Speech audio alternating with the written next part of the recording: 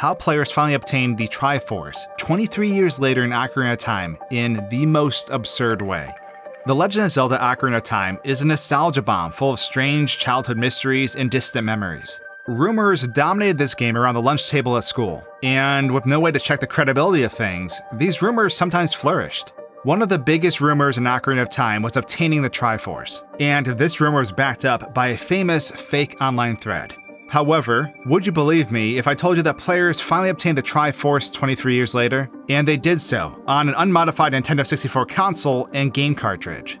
Well, I have a bit of a story to tell, and it covers everything that Ocarina of Time meant to a lot of us as kids. This is the story of how the Triforce was actually obtained, and the absolutely insane method that was used to pull it off. This is Triforce Percent. I hope you enjoy. On February 4th of 1999, a series of images hit the web that left gamers shocked. Somehow, someway, a new song was discovered called the Overture of Sages, and with this song, one could eventually go on to obtain the Triforce in Ocarina of Time. Due to the user interface of the item screen, many players believed that the Triforce was the last remaining secret collectible within the game. After all, why create the indentation of the Triforce if it couldn't be filled in like other quest items? This shook the internet, and Ariana, the one who supposedly knew the secret, was keeping the process from everyone. For over a month, this user was withholding the full set of steps to obtaining the Triforce, while the internet just waited in anticipation or tried to debunk Ariana's claims. A few steps were revealed, which involved learning a song from K-Por Gabor called the Overture of Sages. But this song didn't appear within the item screen, just like the Scarecrow song. You then played this song right before you pulled out the Master Sword for the very first time, and in doing so, Link warped to the Temple of Light. Pulling out the Master Sword would ruin this process. The Temple of Light was apparently like a short maze, and after going through it, you would eventually find Rauru, and a cutscene plays out where he summons the Triforce. Eventually, Ariana cracked and spilled their secret though. Unfortunately, this whole series of steps and images that appeared online were a hoax, but it became the greatest known gaming rumor of the late 90s and the 2000s. Ocarina of Time is known for some pretty absurd quests. Whether you're taking items all around Hyrule to obtain Bigoron's sword, or you're doing an absurd series of actions in hopes of obtaining some colored gauntlets that weren't actually a hoax, players became accustomed to searching this land far and wide. But deep within the files laid a slew of scrap beta elements that never saw the light of day. And so, Triforce Percent was born. A speedrun designed to resurrect the past by utilizing game inputs to fill in the gaps. And this was done through the power of ACE and SRM. Arbitrary code execution and stale reference manipulation were two discoveries that rocked the Ocarina of Time speedrunning community. With these tools, players could manipulate the world around them by altering the values and coding associated with certain functions. By various inputs and precise setups, players could inject their own data essentially, and cause the functions within the game to change. This is how a player can go from running around in Kakiri Forest to suddenly warping to the end of the game. The holy grail of Ocarina of Time speedrunning had been discovered, but these two functions were always used to shave off time or remove parts of the game to make it faster. But what if the opposite was done? And this is how all of this started. We all grew up wondering if we could beat the Running Man, hoping we can learn one final secret song, wanting the ice to just melt, wishing our most legendary adventure to date wasn't truly coming to an end. The credits rolled though, and our quest was over. But I know I didn't stop playing. I went back into Hyrule and explored its landscape over and over. I tried to touch the moon in the sky, and attempted all sorts of strange things. Unknown to me at the time was there were a lot of things within the game I couldn't see. Beta elements left behind, hints of code suggesting that the game was once different. And starting in 2019, a talented team assembled to make one of the most legendary speedrun attempts known. Could ACE be used to create, rather than destroy? And 3 years later, we're here to finally talk about that. Could these beta aspects be revived and placed back into the game on an unmodified console and cartridge? Well, somehow, it was accomplished. Now keep in mind, the story to string all this together had to be created by the team, but the execution to pull this off isn't something I've ever seen done before. This speedrun involves a talented speedrunner called Save State, and also TaskBot. It's quite an interesting combination, but this ACE execution is massive compared to other attempts. And using tasks on an actual Nintendo 64 console isn't usually reliable, since it will fall out of sync eventually. So the human speedrunner Save State will be playing for the majority of the run, except for a short window of time, where TaskBot will begin executing a predetermined range of inputs for ACE on all 4 controllers for the Nintendo 64. From that point forward, Controller 1 will be restored to save state, as controller ports 2 through 4 will essentially inject the needed information into the world around them. The number of inputs? Over 2 million. If that sounds absurd, that's because it is. But this button mashing frenzy changes everything. Now, if you haven't watched the official run for this, I highly recommend it, because it is an hour of bizarre nostalgic bliss. There's a link in the description below that will take you to it. But through this ace execution, a ton of things are added into the game, and strung together into a logical order of events, similar to the rumors that used to plague us in the past. The player starts off by doing a typical ace setup in Kokiri Forest, but once they get to the ace input section, TaskBot takes over for a moment and begins chewing through a massive amount of inputs. Not long after, the first beta element is brought to life, as the R-Wing flies into Kokiri Forest. Link then heads into the forest and exits several times in a specific order to trigger the next beta element, this Kokiri figure. Of course, the team took some creative liberties to tie these assets together. The beta Kokiri kicks off our fetch quest and sends us to get a butterfly that they want. Now, you can't catch a butterfly in a bottle, but the 3D model for the item does exist in the game. So the player heads into town, talks to the shopkeeper, and eventually buys the butterfly. The butterfly is brought back to the beta Kokiri, and we receive magic powder. This magic powder essentially restores the scrapped mask mechanics that were eventually used within Majora's Mask. So, Skull Kid takes our magic powder, and our bunny hood and Gerudo mask become enchanted. Bunny hood now lets us run super fast. The Gerudo mask now causes an illusion too. So, once we get to Gerudo Valley, we are allowed to go inside. We encounter Nabooru, who sees through our illusion though, and it's through Nabooru that we learn the full Song of Time. So the player normally only plays the first part of the song in the game, and then Link autoplays the rest. But the full Song of Time utilizes the leftover secondary ocarina system, which allows playing the accidentals, the in-between notes besides the 5 normal ocarina notes. Learning this song lets Link swap to the past and future without having to pull out the Master Sword. There are very limited hints that the Spirit Temple may have had its own time-traveling mechanic that did not require Link to leave a dungeon. This can't be proven fully since what is found in the files is so little, but this is why this functionality was applied to this longer Song of Time. With this ability to change time itself, we now set our sights on an unbeatable foe, the Running Man. So the Running Man of course haunted us as kids. No matter what we did, he would always beat us by 1 second. Trying to go to the Temple of Time and warp through time would cause a timer to stop as well. So it seemed he was unbeatable. And in fact, he is, as the game always makes him beat you by 1 second. But what if we challenge the Running Man, turn back the clock 7 years before the challenge occurred, and then decide to hop back through time at the finish line? Our clock gets set to a negative value, and thus glitches out. And this is how the game handles negative time values for the timer.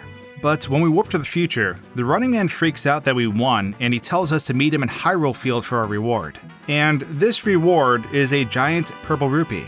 However, this beta relic from the past is actually a trap. Its original programming dictates that it explodes when it's collected. And of course, since the Running Man finally lost, he calls us a cheater, and a humorous boss fight begins. After we defeat him, we realize that the reason why the Running Man was unbeatable was because he obtained something magical 7 years ago. He wishes to return to normalcy, and gives us the Sage's Charm. This allows us to equip our acquired medallions as spells, like they were once hinted at in the beta. So the Fire Medallion granted a power similar to Din's Fire, and it's this new ability that allows us to tackle another mystery from our childhood. Zora's Domain was unlike other areas in the game. When we dispelled the curse or evil influence from the land, it did not return to normal. Sure, the lake filled back up with water, but the ice never melted. It was eternal. But melting the ice and accessing the secret underwater door was a hot rumor years and years ago. And speaking of hot, no flame would accomplish this. However, in the Triforce % run, the Fire Medallion's ability can do the trick, and Zora's Domain is finally defrosted. We can then head into the underwater alcove and warp to the Unicorn Fountain. Now, the Unicorn Fountain was an area that was supposed to have appeared in Zelda, the Nintendo 64 disc drive expansion of Ocarina of Time. However, this ultimately fell through, and the area only existed in a screenshot. But the rumors about this area being a resting place for the Triforce grew. Once Link enters this area and plays Zelda's Lullaby, the Beta Great Fairy appears, that was once shown on the early promotional VHS tapes of Ocarina of Time. This Great Fairy teaches us the Overture of Sages, the infamous hidden song that Ariana revealed so long ago during their hoax. Once obtained, we can then play the song in front of the Master Sword, just like the rumor outlined, which takes us to the Sacred Realm. We hold the 3 sacred virtues at this point. Courage, as the full Song of Time to face the unknown. Power, as the Sage's Charm to wield powerful spells. And Wisdom, as the Overture of Sages, to always look for something more. As this scene progresses, we then climb the staircases that loop around the Sacred Realm, visiting each sage along the way. Finally, we come across Sheik, who ultimately grants us passage up one last staircase to a great door, featuring the Triforce. As Link enters this room, a blue chest is before him, just like in the beta footage. And within this chest is the prize that we've been after this entire time. Tucked deep within the Sacred Realm, the Triforce assembles itself in front of Link, who reaches out and touches it and takes on its power. And I have to stop here for a second and say, a spoken summary of this honestly doesn't do it justice. Seeing this live was legendary. But now that Link held the ultimate power and was capable of having his wish granted, it only made sense that he would make a wish. The hero of time, who was whisked between a child and adult, ultimately chooses to see what the future holds, and his wish is granted. On a floating island, Link appears, but he isn't the Link we just were. Breath of the Wild Link walks to the edge of the island as Zelda appears. And honestly, I'm just gonna be quiet and let this part play out. It hits me with a lot of emotions, and seeing it was incredible.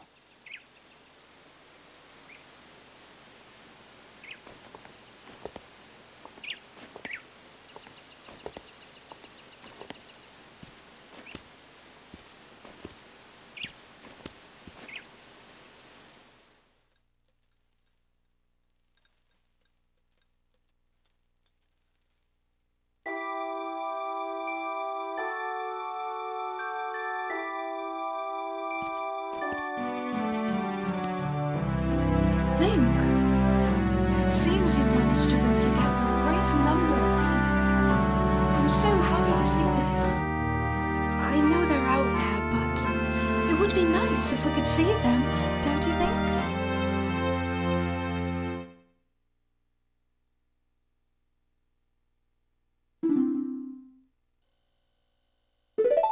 Look!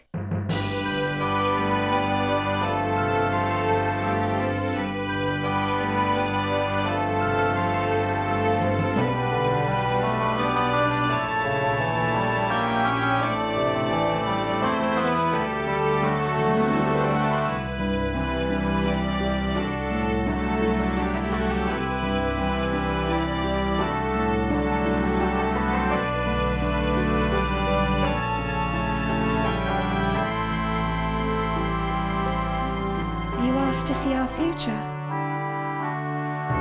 Here it is.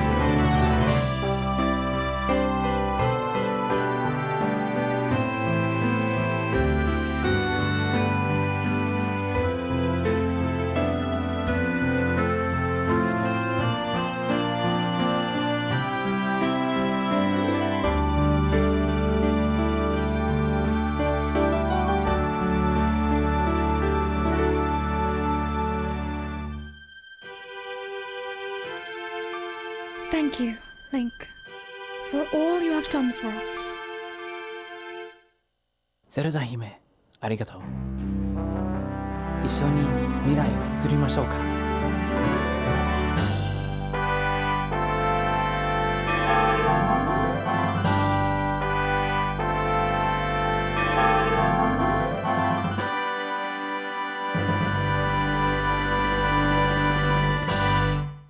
So, I'm not gonna lie, I kind of teared up watching this. The ending of Ocarina of Time always had a special place in my heart, so seeing a new reinvented ending that sort of points towards the future with having all these people watching, it kind of got to me, honestly. Man, I once spent 24 hours in this game in VR, and this kind of gave me a similar feeling to that. I don't think I'm ever really going to be separated from this game. It had such a huge impact on me as a kid. And seeing this now, 23 years later, is, it's a whirlwind, if I'm being honest. Oh, gosh. I'm like wiping away my eyes. Now, of course, this is a crazy accomplishment, but it's the story behind this run and how it was pulled off that makes it special. A story that took 3 years to come to life, and I want to share that too. Triforce Percent started with Soren, an engineer who had previously made software for music editing in Ocarina of Time and other Nintendo 64 games. Even back in 2018, more than a year before the first Ace exploit was found in Ocarina of Time, he was thinking about using Ace to get the Triforce. When the exploit was finally found in November 2019, Within less than a week, he started a Discord server and GitHub repo, and got to work. Despite having worked on Nintendo 64 tools, he had never made a ROM hack before, so he recruited a few members of the Ocarina of Time ROM hack community, and together they made a draft of the scene where Link gets the Triforce. Soren went to MagFest 2020 and met Dwango AC there, who's the head of the TASBot community. TASBot is a robot, which plays pre-recorded controller inputs into game consoles, which Soren knew he would need to get data into the game.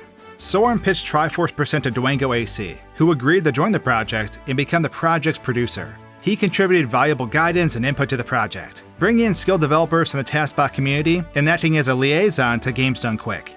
In the first half of 2020, Soren and the team built custom firmware for TASBot and a set of programs which would run within Ocarina of Time, and turn the initial arbitrary code execution into complete control over the game. I was there to sort of provide insight about the flow of events and what mysteries and rumors should be touched on. By the summer, they were able to inject the Triforce scene into the game. Unfortunately, nobody on the team had the speedrunning skills to do the Ace setup by hand, so they had to use a modded copy of the game, which made Ace very easy to obtain.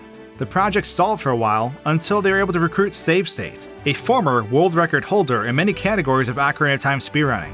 In November 2020, just over a year after the Ace exploit was found, Save State became the first person to get the Triforce in Ocarina of Time, using a completely unmodified original cartridge and Nintendo 64. But this was not a very fulfilling experience. The run went like this. The player would do a complicated Ace setup, wait around for a minute for the data to be injected, and then walk into a house and warp to the Triforce room. But the team wanted getting the Triforce to make sense in-game, which led to the idea of creating a plot based on urban legends about Ocarina of Time. Many of the urban legends came about because of the beta content, either content fans saw in magazines or on the TV about Ocarina of Time, or content that was found in the game files. For example, there are videos of Link seeing the Beta Great Fairy at the Unicorn Fountain, and of course, Link getting the Triforce. So the team decided to put these pieces together and make a new plot, like a hidden side quest, which would use these beta elements. The plot would start small, showing little pieces of content left in the cartridge, but get bigger and more custom until it got to the Triforce. To tie these separate pieces together, the team came up with an overall story. The heart of the wielder of the Triforce must be in balance between the three forces: courage, power, and wisdom. Otherwise, they wouldn't be able to get the full Triforce, even if they touched it. So of course, Link has to develop and prove his courage, power, and wisdom over the course of the plot. And in Zelda games, Link always receives some sort of item to represent his internal growth. So the team decided on 3 items to represent the 3 virtues: the full Song of Time for courage, the Sage's Charm for power, and the Overture of Sages for wisdom. Besides the 3 virtues, these items worked well to advance the plot in that order. The full Song of Time was key to being the Running Man, which was a famous urban legend. The Sage's Charm would allow players to equip the medallions, which was a beta feature, and in turn, this would allow them to melt the ice in Zora's domain, another urban legend. And finally, just like in the original Hoax, the Overture of Sages was the final key to the Sacred Realm, where the Triforce was held. The team filled in the rest of the beta elements along the way as best they could, though admittedly, some of them are a bit of a stretch.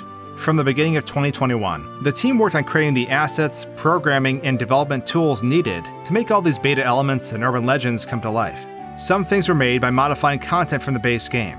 Others were made completely from scratch. By October 2021, the team had a reasonably complete alpha version of the project and submitted it to Awesome Games Done Quick for the following January. Unfortunately, GDQ has a strict policy that all content must be 100% complete at submission time. And while the run was playable and could have been shown, it really wasn't finished. More importantly though, AGDQ was going to be online only, and the GDQ judges agreed with the Triforce Percent team that it was very important that the project be shown in person. Everyone wanted to see a hype audience reaction, and people would be more likely to trust that everything really was being done live on unmodified hardware if the hardware was shown to a live audience. So the project was postponed to Summer Games Done Quick 2022. This gave the team the chance to plan and build an even more exciting finale for the project. Soren had been thinking and discussing with the team, after Link got the Triforce, what would he use his power for? And once the team got the Triforce, what would they do with the power of the attention and goodwill from the audience they had just gotten? If you've seen the Triforce Percent trailer, you might recognize these questions. There's a parallel between the team getting arbitrary code execution and then being able to do whatever they wanted in the game, and Link getting the Triforce and having his wishes fulfilled. Link had already become a god as soon as the Ace setup was finished, but the plot leading to the Triforce made it concrete within the game world, in a way that Link himself could understand. So the team wanted to continue this parallel, creating a finale which would show off Link's mastery of Hyrule and the team's mastery of the Nintendo 64.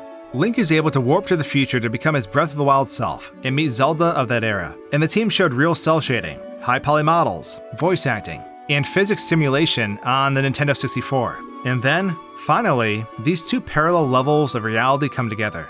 Zelda's wish to see the people who Link has brought together causes the Twitch chat to manifest in the sky. Utilizing Ace, the Twitch users' messages were fed to the game in real time through controller inputs. The fans get to see their own names and messages in an unmodified copy of Ocarina of Time, and the Breath of the Wild characters react to them.